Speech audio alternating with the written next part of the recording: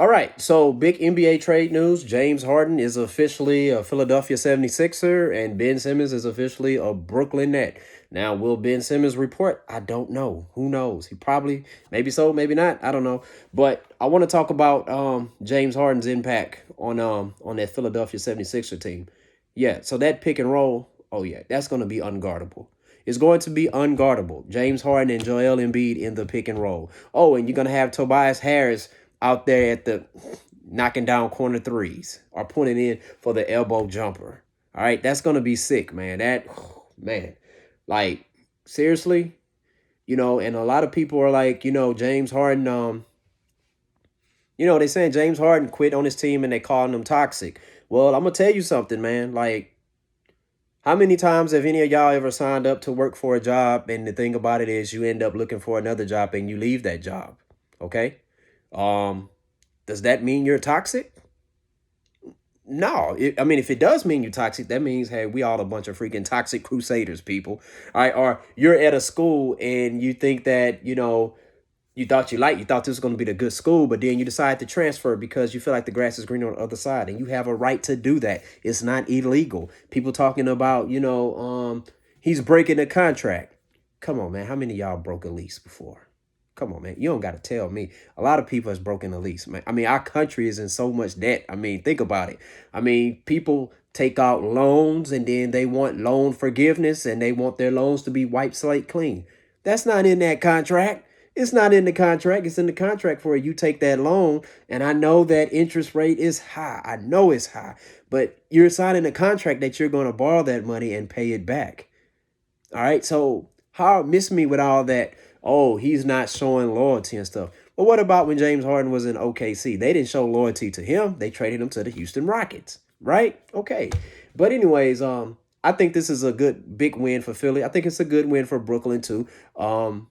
Because they're getting Ben Simmons. They're getting a player who can, he's a facilitator. He wants to be the facilitator, so you don't got to worry about him taking a lot of shots.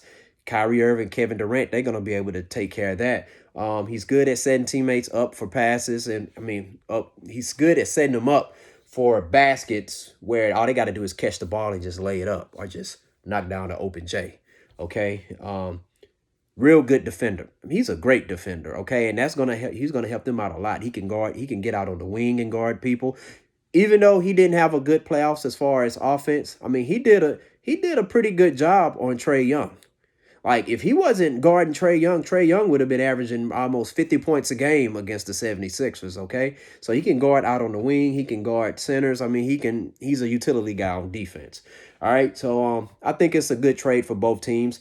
Don't know if they're going to win the championship. If I was to thinking about which team would probably have the highest probability to win a championship, well, I'm going to roll with the 76ers on that one because I'm like, even though as great as Kevin Durant is, listen, the stuff still going on with Kyrie. Don't know if he's going to get a chance to play home games or whatever. But what I do know is that that pick James Harden is phenomenal in the pick and roll. And that's with having played bigs like Dwight Howard, Clint Capella, Omir Ashik, Kenneth Fareed. I mean, these are good players, but none of these players has the offensive skill set as Joel Embiid. You know what I'm saying? Like, Clint Capella averaged 17 and 12. Imagine what the hell Joel Embiid is going to be averaging with that. And he's already a beast. You understand what I'm saying? So he's going to just gives him the opportunity to just set him up. All he got to do is catch it and dunk it. Catch it and dunk it. And then guess what? If they have nothing on the pick and roll, here's what they can do. Dump the ball off to him in the post. Dump the ball off to Joel Embiid in the post.